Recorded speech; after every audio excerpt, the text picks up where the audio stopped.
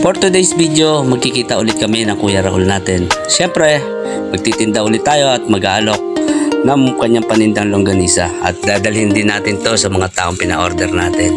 At katunayan, kahit may iniindang karamdaman si Kuya Raul, patuloy pa rin siya lumalaban sa kanyang kalagayan. At ayan nga, si Kuya Domdom.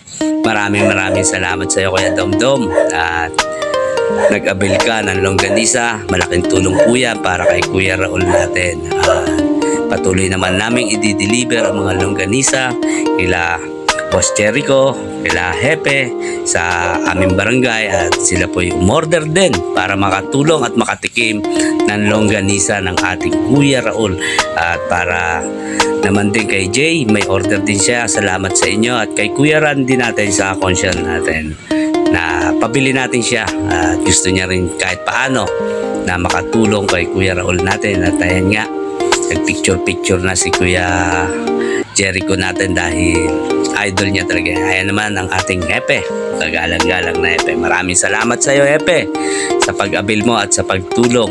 Parang lingap na para kay Kuya Raul natin. At nandyan rin, pupunta tayo kay Kabuklod, pupunta tayo kay Ate Ludi para dalhin yung order nila.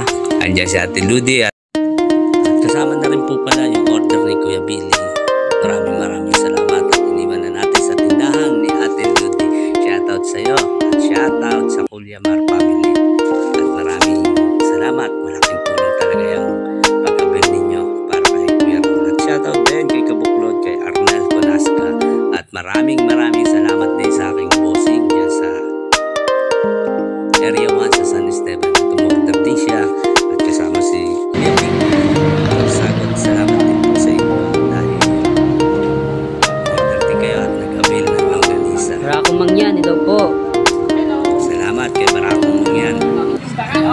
Try kay Kuya Raul natin. Dito na nga tayo sa bahay ni Kabuklod at napa-order natin sila ng 2 kilo. At sa mga gusto pong bumili, PM lang po kayo. Dadalhan namin kayo ng longganisa at matitikman nyo po kung gaano kasarap. Sobrang sarap po talaga at hindi sayang, dahil bukod sa natikman nyo na yung longganisa, makakatulong pa kayo sa ating kapwa kay Kuya Raul natin. At lagi po tayo mag-ingat. Yan po ang ating misyon ngayong araw na to, ang pagtulong at paglalako ng longganisa para sa ating kapwa, para kay Kuya Raul Lunadillo. At sana gumaling ka na rin sa iyong karamdaman. Salamat, Boss Jomar, sa pag-abil mo.